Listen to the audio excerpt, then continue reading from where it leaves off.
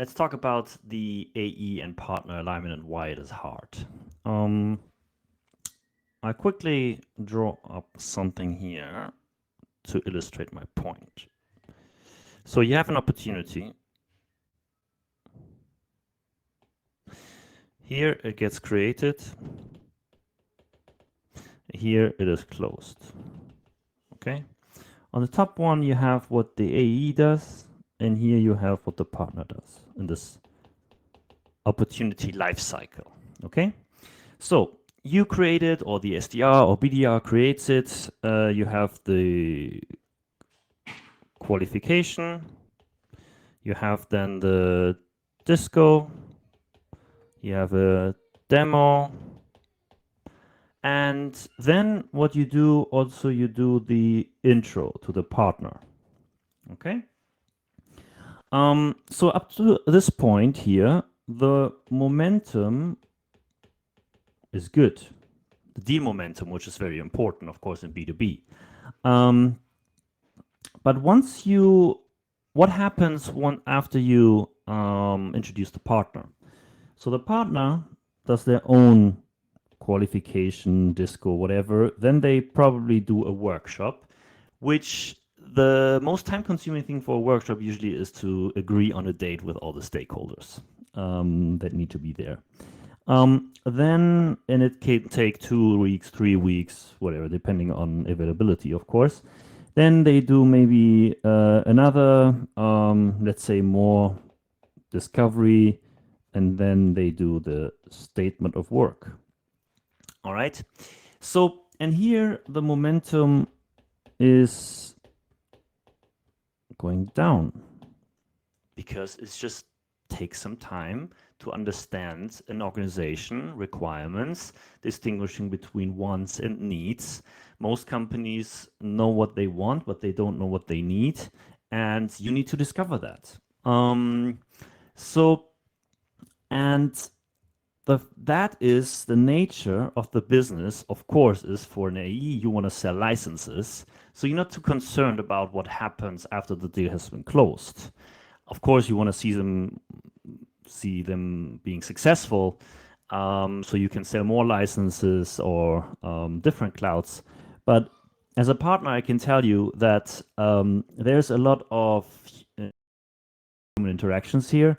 And once I accept an opportunity, I need to make sure that actually we sold them, or what the expectation is, that this actually works. So as a partner, you have to be very concerned about details. Okay. I give an example. Approval process. When you hear a customer saying, I need approval processes, or tell me about your sales process, whatever, they're sending all quotes and we have no idea, and they're giving all too many discounts. And I said, oh, okay. I'm thinking, oh, you need approval process, or you as an AE, and think like, okay, that's an enterprise deal, Sales Cloud Enterprise. I said, okay, or Service Cloud, whatever. Great. I need to be thinking, I need to discover further, is the out-of-the-box approval process sufficient? If yes, great, I'll do that in an hour. If not, then there might be some custom work needed with flows and maybe potentially Apex code. So depending, and I had this case recently where the out-of-the-box capabilities of the approval process was not sufficient. And we had to dynamically look up the right approver and based on certain conditions. And then maybe the AE thinks, well, he just wants to make money out of this basic approval process. I said, no, this is not what they need. So there's a fundamental difference in how the incentives are set up, because you, as an AE, you want to get in the deal early for forecasting, for your deal review with your managers. As a partner, generally speaking, you want to commit late because you want to know the details and what you're getting into for, of course, the statement of work. All right. And I can tell you from experience, some customers really have an attitude towards like, oh yeah, I bought the licenses and I pay you X thousands. Now you have to make me successful. I said, no, no, no, you also have to do your part. I mean, you just don't enroll in an MBA program and expect to graduate just because you pay the tuition. So you still have to do your part, your work. Um, but what do we do with that? Like, what does that mean to you as an AE? First and foremost, I always say emphasize to your customers, prospective customers, that you don't get a kickback, commission, or have any benefit from introducing a partner or one partner over another. I would literally say, Mr. Customer, I really advise you to go with a partner that helps you set this up in the right way. So you get the value out of it. But I want to emphasize that if you do it or don't, there's no difference in my paycheck. It doesn't make any difference.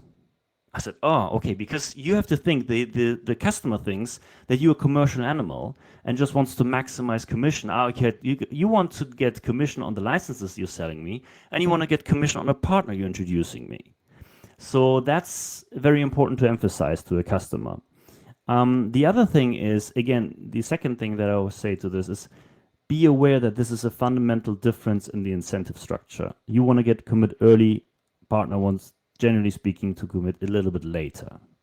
And then they're doing it to not helping you the deal, but again, they are committing to a long-term relationship most of the time.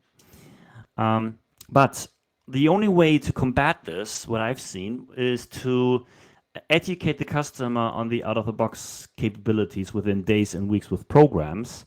Then they get quick wins. They even sometimes within the trial, and get an understanding of what is easy to do in Salesforce and what is maybe a bit harder. And then we can have a conversation about, well, do you need this sophisticated feature? Okay, well,